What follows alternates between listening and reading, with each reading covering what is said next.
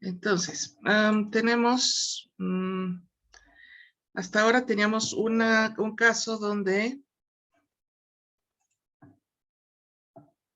un momentito,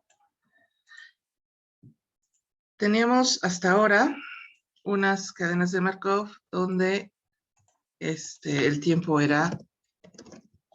es discreto. Entonces son las cadenas de Markov en tiempo discreto. Pero ¿qué pasa? Pero ¿qué pasa si los estados son discretos, pero el tiempo es continuo? Entonces tenemos cadenas de Markov en tiempo continuo. Básicamente, ¿qué implica una cadena de Markov en tiempo continuo?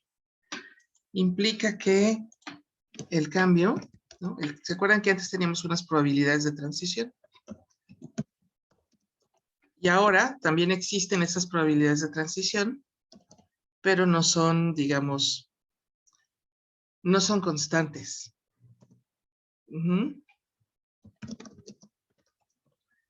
Entonces el cambio, en lugar de ser a través de una probabilidad, bueno, sí que existen, tenemos ahora, vamos a decir, una probabilidad constante, que era el caso del tiempo discreto. Ahora tenemos probabilidades que son función del intervalo de tiempo. ¿Okay? Es como, vamos a tratar de explicar eso.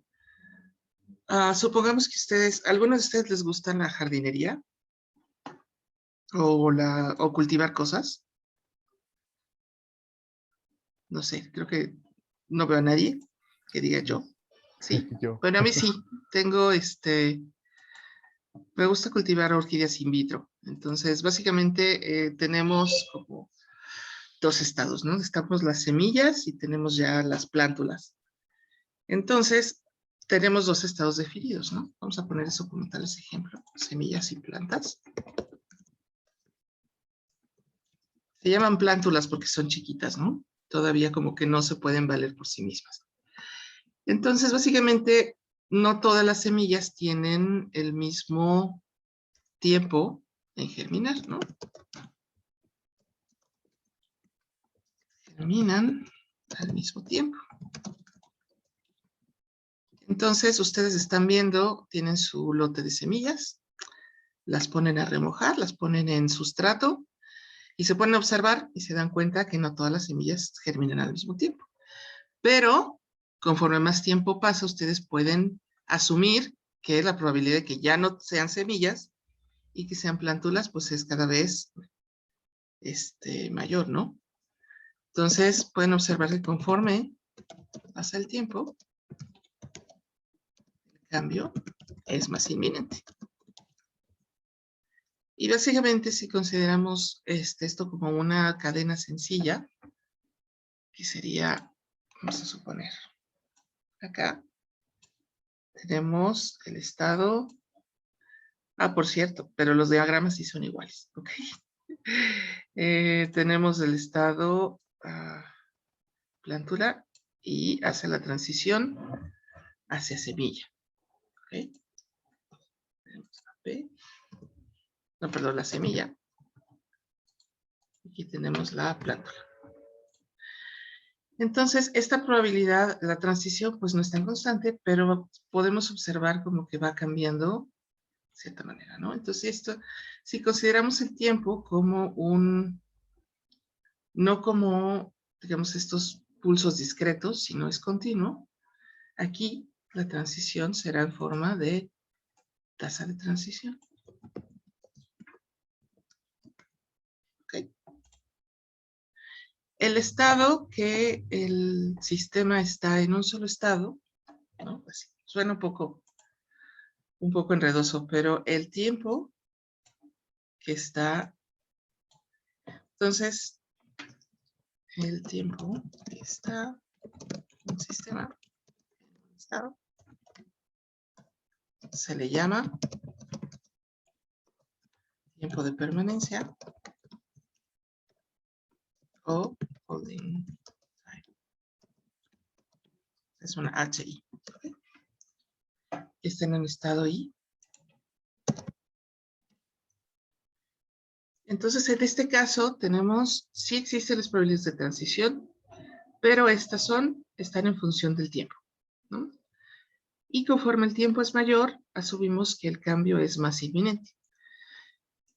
Entonces, básicamente, pues, ¿qué será? Estas probabilidades de estar el holding time, pues dependen también, ese holding time es función, pues, por supuesto, de la tasa de transición. ¿De acuerdo? ¿Hasta acá alguna duda?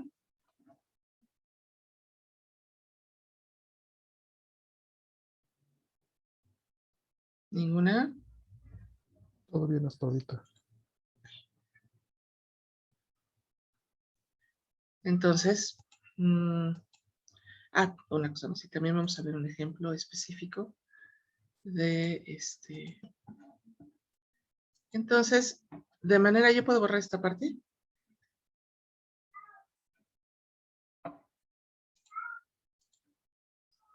Voy a borrar.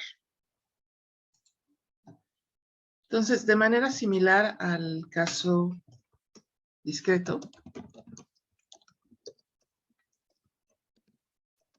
pues también existen las matrices de transición, ¿no?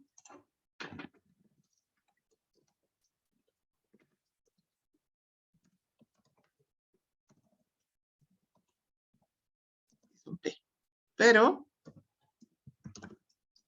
también existen unas que se llaman, vamos a ponerle, unas matrices de tasas de transición, donde vamos a tener estas tasas, ¿no? Que se denominan con la letra ¿bien? Entonces tenemos las matrices de transición P, que como hemos visto, son como que son funciones de la ¿cómo les he dicho? Que son funciones del intervalo de tiempo, ¿no? Y también están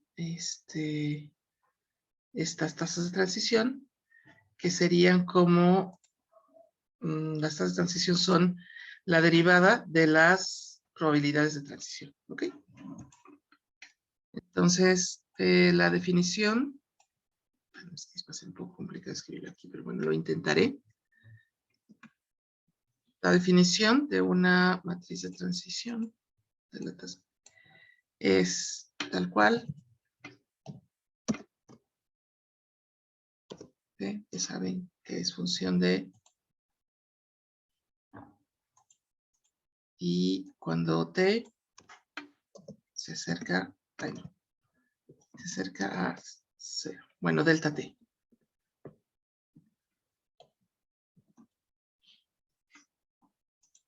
¿Ok?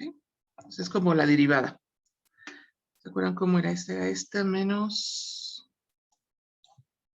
la matriz de identidad. ¿Ok? Entonces, ¿qué le pasa a... ¿Cuáles son las propiedades de estas matrices de tasas de transición? Básicamente implican que, a diferencia, ¿no?, de las matrices de transición, ¿ve? Las matrices de tasas de transición. Esto yo les he hablado como que el sistema atraviesa un cambio, ¿no? Matrices de tasas de transición, pues los renglones suman 0. Y esto básicamente es porque cuando uno asume que el sistema solo puede quedarse como está, ¿no? En el caso de nuestro ejemplo sería quedarse semilla o cambiar, ¿no? Y que, digamos, la probabilidad de cambiar, de quedarse, que sería una Q y I, es igual a la suma de todas las Q y, vamos a Q y N. Entonces, básicamente es, en cada renglón tenemos la suma de las tasas de transición de quedarse o cambiar.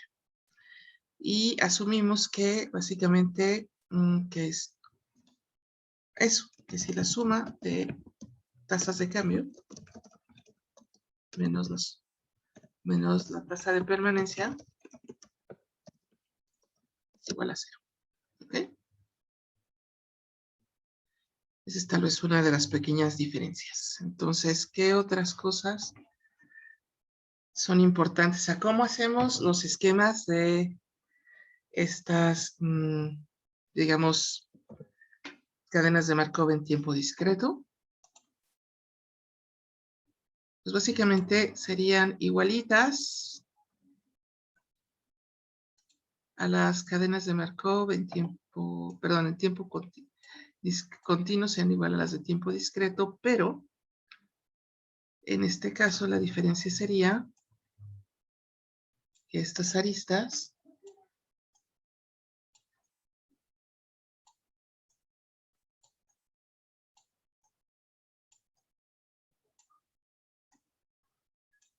en lugar de ser lo que habíamos visto que eran en la vez pasada eran las probabilidades de transición, en este caso serían las tasas de transición, ¿no? Sería Q y J, ese sería como el estado I, este es el estado J, este es el estado K, y aquí tenemos la transición de Q y I, aquí tendríamos Q y J, no, perdón, no sería Q y J, no es así, estoy equivocando de nomenclatura. Tendríamos la QJJ. Aquí tendríamos la Q JK. Y aquí tendríamos la Q K. ¿Bien? Y así tendríamos nuestro esquema. Ahora, ¿qué, digamos, qué otra cosa es importante saber aquí? Ah, los tiempos de permanencia. Esperen un momentito.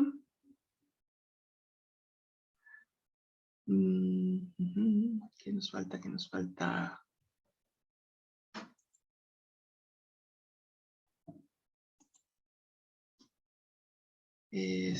Tal vez nos falta. Sí. Ya que una propiedad de los tiempos de tiempos de transición, perdón, tiempos de permanencia. Ya les había dicho que conforme el tiempo pasa, ¿no? La probabilidad de quedarse en un solo estado es cada vez menor, ¿no? Y la siguiente pregunta es, bueno, ¿y esos tiempos de permanencia, pues como qué pinta tienen, ¿no? Y básicamente estos tienen formas, tienen una distribución exponencial. Entonces, ¿cómo son estos?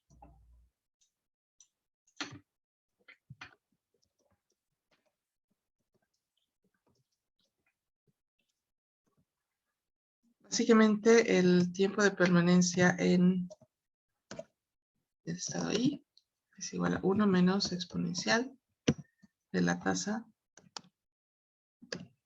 de I por T. ¿Sí?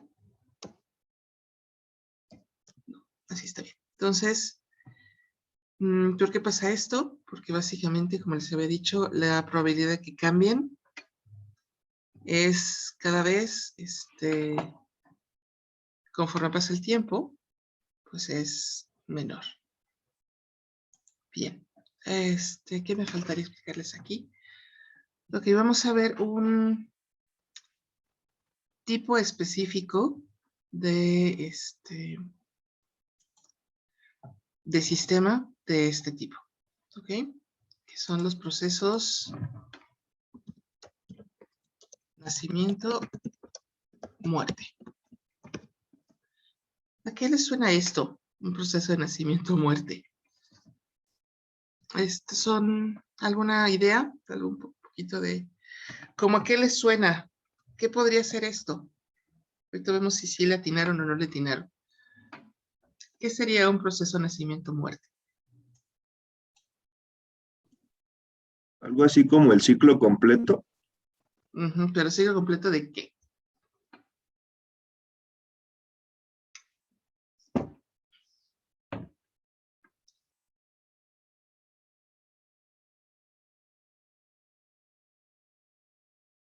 Es mucho más sencillo. O sea, sí, el nombre nacimiento-muerte tal vez es como muy, ¿qué será? Tiene como una pinta muy dramática, ¿no? Nacen y te mueres y bla, bla, bla. Pero es mucho más sencillo de lo que parece, ¿no?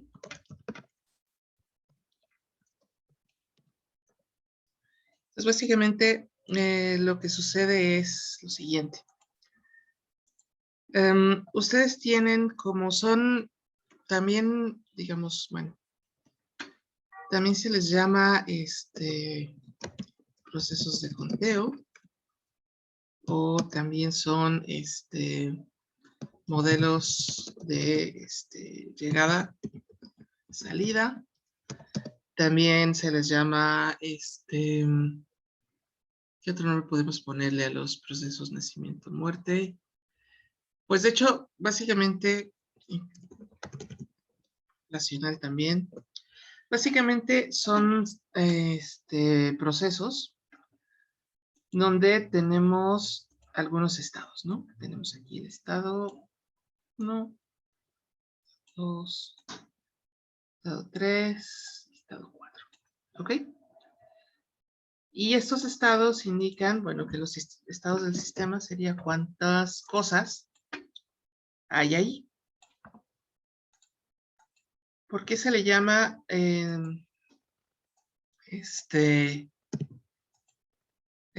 digamos, sistemas nacimiento-muerte? Porque básicamente nos dicen que hay una tasa de llegada o de nacimiento que hace que las cosas que estoy observando aumenten. Punto, punto, punto, y hasta acá está el N, ¿no? Y también hay digamos, un mecanismo por el cual las cosas desaparecen. Entonces, si ustedes observan la población como digamos, un grupo, cada vez que nace alguien, pues aumenta, ¿no? Va aumentando y aumentando y aumentando, pero la gente también se muere y entonces va saliendo, digamos, del grupo poblacional. Por eso se llama procesos nacimiento-muerte, ¿ok? O modelos nacimiento-muerte. Entonces, ¿qué son estas? Tenemos una tasa de nacimiento o de llegada o de incremento, vamos a decirle, que se le llama lambda, ¿no? Llega otro, lambda. Esta lambda es la tasa de transición de un estado al siguiente, ¿ok? Y tenemos la tasa de retiro o de muerte como una mu. Aquí también tenemos una mu, ¿ok? Entonces tenemos un proceso donde pasar de 0 a 1 tiene una tasa lambda, tasa lambda, tasa lambda, y para, digamos, disminuir, tenemos una tasa mu. Bien, y entonces la pregunta es, generalmente, teniendo estas tasas lambda de incremento y tasas de retiro mu, digamos, ¿cuál? Bueno, esas son generalmente las preguntas que se plantean en los procesos de nacimiento o muerte. Tengo una tasa de llegada, lambda, y una tasa de retiro, mu. La pregunta es, determinadas, ¿cuál es la probabilidad de que haya 1, 0, 1, 2 o 3 personas. Les vamos a decir elementos. Elementos en el sistema. ¿Ok? La pregunta es esa. O sea, ¿qué le pasa a estas cosas? ¿Cómo llego a estos números? O sea, ¿cómo puedo encontrar, digamos que en este caso sería el estado estable de este... Bueno, no sería el estado estable, sería como la probabilidad de los estados. Y la otra pregunta sería, ¿y a largo plazo cómo se estabilizaría el sistema? ¿Ok?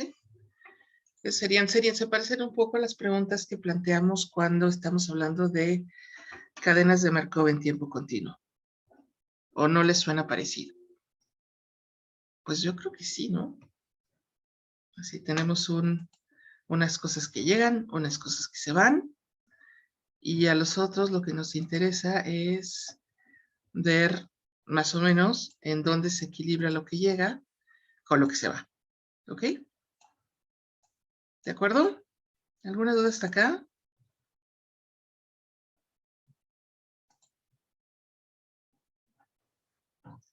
No, pero alguien está llegando ahorita. ¿Alguna pregunta hasta acá?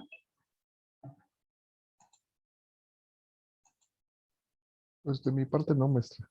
¿No? Ok. Entonces, la siguiente pregunta es, bueno, ¿y estas cosas, no?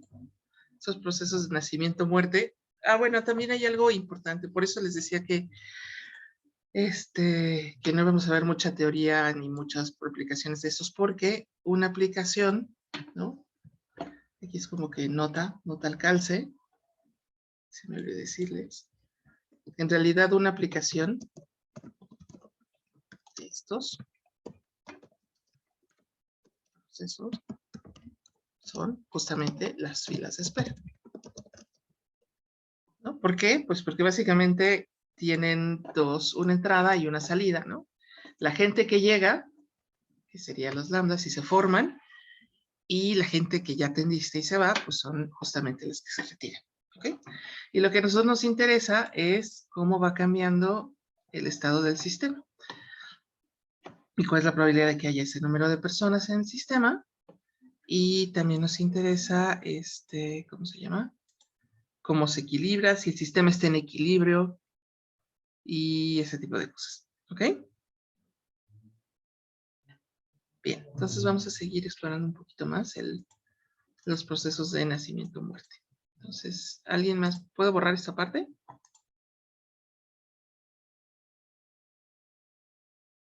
Sí, profesor. Sí. Ok.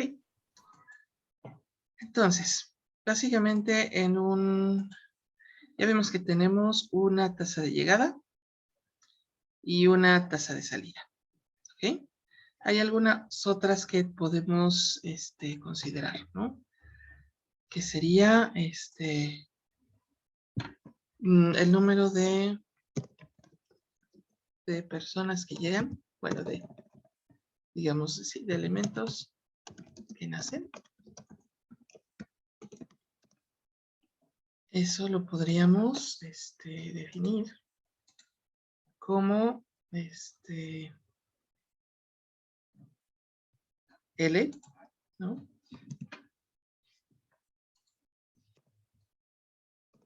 Y número elementos que mueren, vamos a hacer pues, con una letra S, ¿no? Entonces tenemos los que llegan y los que se van. ¿Y qué pasa si y además hay otra cosa más. Todos estos procesos no solamente están ligados con las filas de espera, sino también es, digamos, cuando solamente tenemos la parte de nacimiento, también están muy relacionados a unas cosas que se llaman los procesos de Poisson, que básicamente son procesos de conteo. Bien, entonces, ¿qué le pasa? Digamos, ¿cómo serían las tasas de transición de... ¿Cómo sería más bien la matriz de transición de perdón, serían las matrices de traza de transición de este sistema? Vamos a tratar de ponerla a ver si podemos...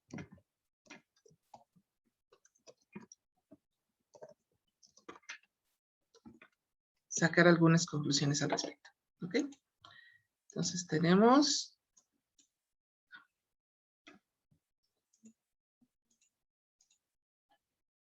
Recordemos que tenemos una tasa así. Y la pregunta es, ¿cuál es la tasa de transición de 0 a 0? Pues en este caso, pues sería menos... Vamos a empezar por las otras mejor.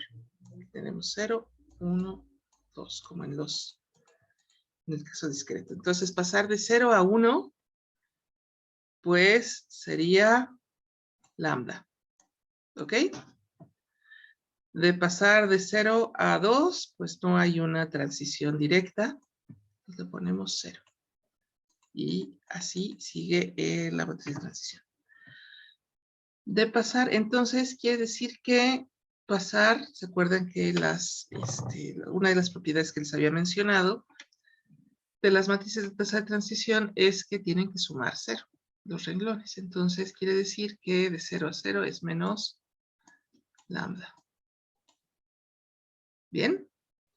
¿Qué le pasa? ¿Cuál es la tasa de transición, entonces, de pasar de 1 a 0? Ah, pues esta es menos, no es mu. ¿Ok? Ahorita no calculamos nada de 1 a 1. Y de pasar de 1 a 2, pues sería lambda. De 1 a 3, no tiene una directa, etcétera, etcétera, etcétera. Entonces aquí, como tienen que sumar 1, perdón, 0, tendríamos que la tasa de transición de quedarse en 1 es menos lambda menos mu. El siguiente, pues igual de 2 a 0 no pasa, pero de 2 a 1 sería mu. De 2 a 3 sería lambda, y entonces aquí también tenemos menos lambda menos mu, etcétera. Y luego tenemos 0, bla, bla, bla, bla.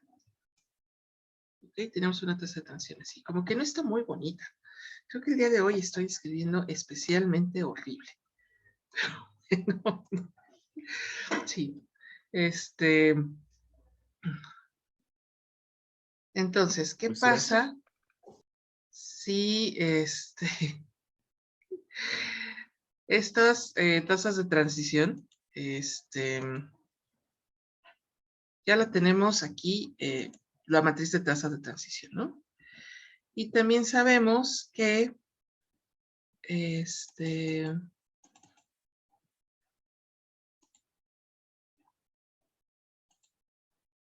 que las probabilidades, digamos, el tiempo de permanencia, de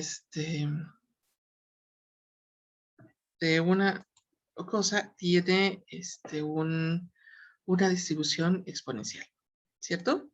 Eso ya se los había dicho también. Entonces, básicamente, el tiempo de permanencia, pues estaría en función de estos elementos, de los elementos de quedarse en sí mismos, ¿cierto? Y la otra condición es que tendríamos que, ¿cómo se llama? Tendríamos que encontrar algunas, digamos, otros elementos para que esto tenga un poco de forma, ¿no? Porque hasta ahora solo tenemos la matriz de tasas de transición, más o menos su conceptualizado que es, y algunas otras cosas, ¿ok? Y solamente pues que sabemos que los renglones pues tienen que sumar 0. Entonces, ¿cómo serían estas? Voy a borrar esta parte también. Tenemos que tener un número de llegadas y un número de salidas. ¿Ok? Entonces, vamos a ver. Si suponemos...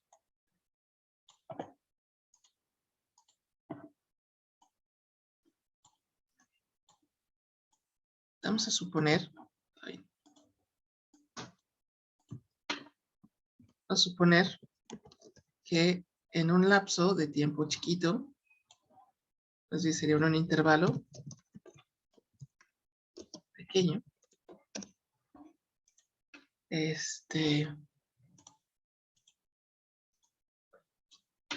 ocurre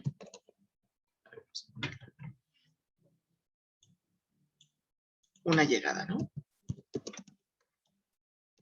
Determinado de llegadas con tasa lambda.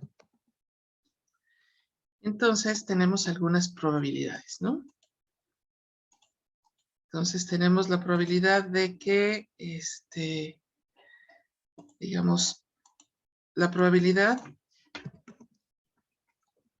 de llegada sería función de la tasa de llegada y el intervalo. Que en este caso le vamos a poner, ¿qué será? ¿Qué nombre le pondremos? Le vamos a poner H. ¿Ok? Entonces la probabilidad, digamos, por tanto, sería la probabilidad de llegada.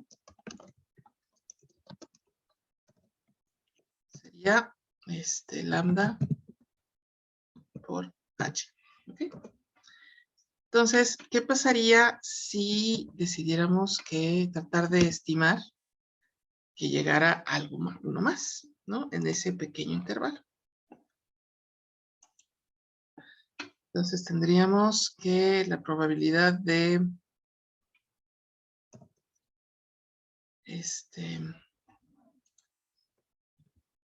probabilidad de que llegadas sería 1 cuando no había nadie.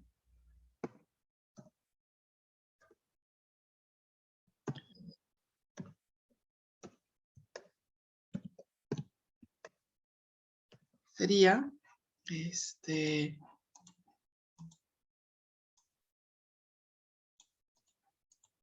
lambda H por H. ¿Ok? Pero ¿cuál sería la probabilidad de que no llegara nadie?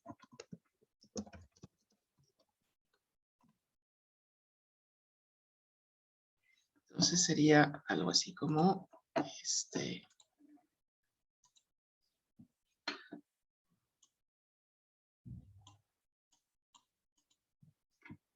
probabilidad de que lambda L igual a 0, dado que n está en t, sería 1 menos lambda por h. ¿Okay?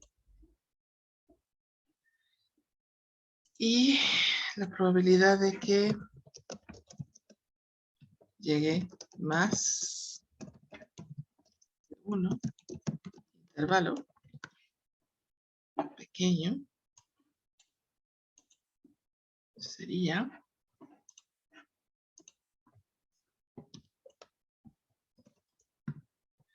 L, dado que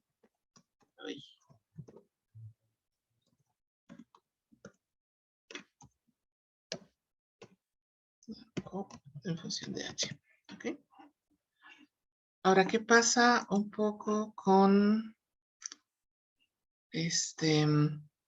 con estas cosas? Generalmente, conforme si ya tenemos un número definido de probabilidades, generalmente la probabilidad de que llegue algo más se va haciendo cada vez más pequeñita, ¿no? Entonces,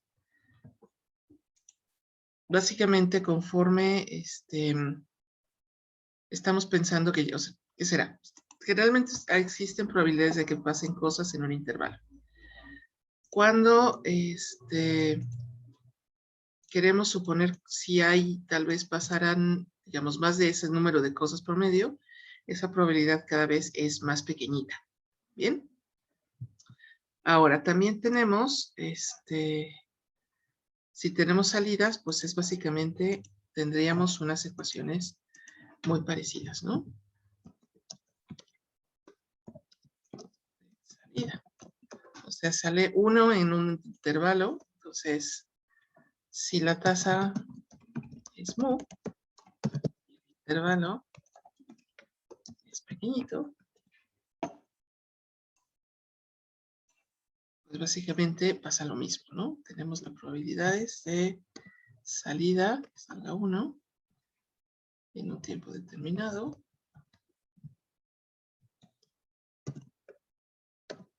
Pues en este caso sería mu por h, ¿cierto? ¿Y qué pasaría? La salida si sale uno más, pues pasa, es exactamente solo con las ecuaciones. Ahora, como si estamos suponiendo que además de todo tienen como, conforme vaya siendo más grande el número que esperamos, sea más pequeño, pues entonces en realidad, pues es cada vez menos probable que eso suceda, ¿no? Supongamos que ustedes saben que en un día llueve como una vez. Eso es lo que suele suceder, ¿no? El promedio de una lluvia por día, pues es una vez. Pero existen días en que llueve 2 veces, sí, pero esa probabilidad es cada vez más pequeñita, ¿no? A ver, hay otra cosa que también hay que considerar en los procesos de nacimiento-muerte, que las llegadas, salidas, ¿no? Son independientes. O sea, no solo son, y estas solo dependen de E, ¿ok? Y no, perdón, y lambda y mu solo dependen de n y no del tamaño del intervalo. ¿Okay? También es importante recordar. Bien.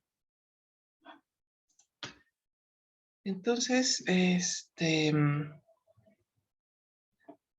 tenemos ya que hay como llegadas en un intervalo y salidas que son independientes. Tenemos la tasa de transición, perdón, la matriz de tasas de transición. Y lo que nos interesa saber es qué le pasa a este sistema o cómo podemos calcular estas probabilidades de que, de que haya un, ¿cómo se llama? De que haya un número determinado de elementos dentro del sistema, ¿no? O sea, que el sistema está en el estado n. Entonces, básicamente, pues entonces tenemos que calcular algunas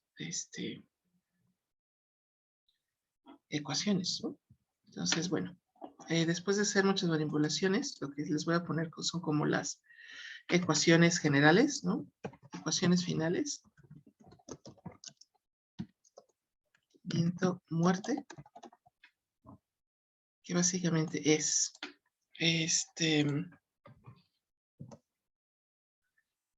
la ecuación como general, en este caso, es que la probabilidad de que haya n personas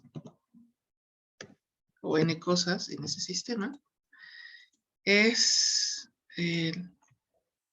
lambda n por lambda n menos 1, bla, bla, bla,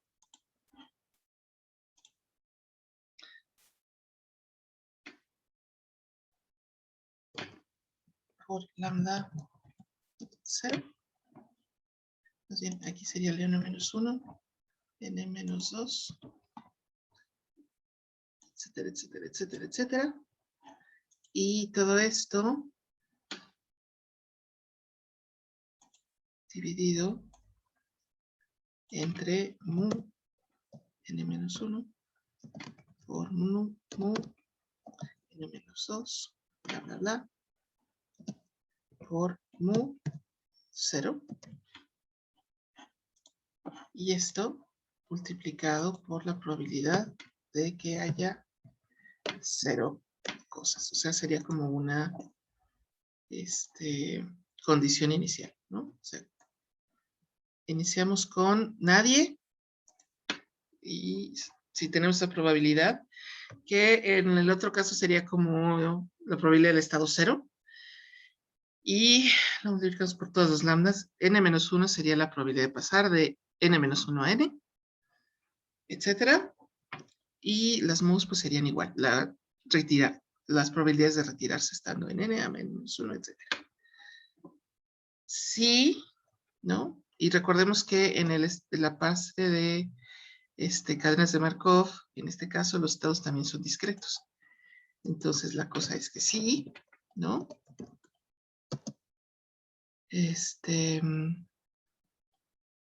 Sí, estas tasas de transición son, digamos, son constantes, por tanto iguales. Entonces esto es, ¿no? Tendríamos que,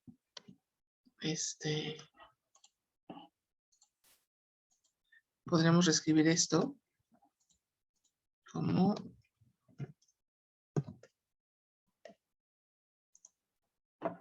vamos a ver, aquí tendríamos lambda, tenemos una mu, está a la n y b0. Y vamos a ponerle aquí para que no se vea tan mal. Que no sé, se me hace que estas cosas tendríamos que más bien dibujarlas a Word. Bien, también sabemos que la sumatoria de todas las probabilidades pues debe sumar 1, ¿no? Como en todos los sistemas, o sea, todos los estados posibles pues tienen que sumar algo, ¿no? Por tanto, también sabemos que P0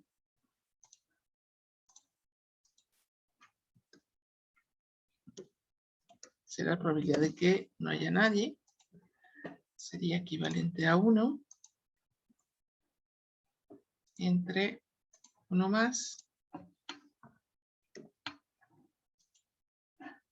vamos a ver. Sería acá. Ahorita ponemos los símbolos porque son estas cosas complicadas. Es lambda.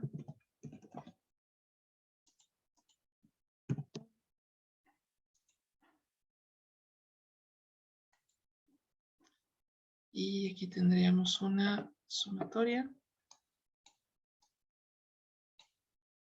Y aquí una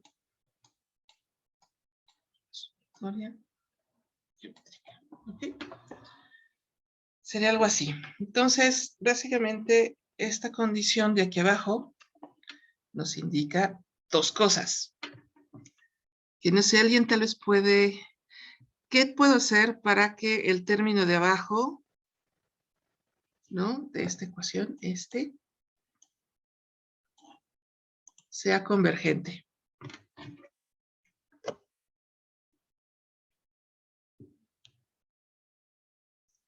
¿Qué condición se necesita para que, digamos, obtenga algunos números de aquí?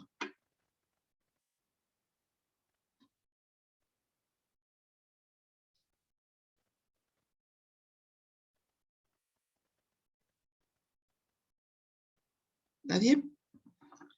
Básicamente la condición, que creo que más o menos se puede ver, es que para que esto tenga un número, o sea, para sobre todo el primer término, ¿no? Que vamos a empezar.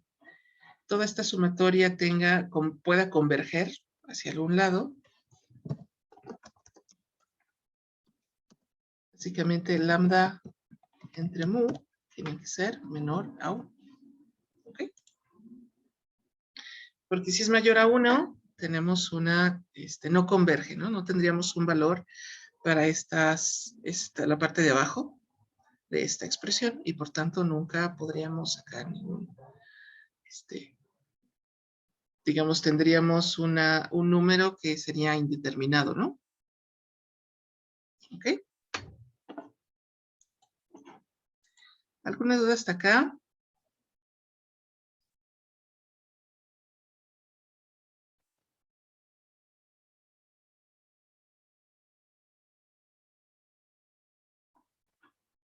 ¿Ninguna? No, profesora.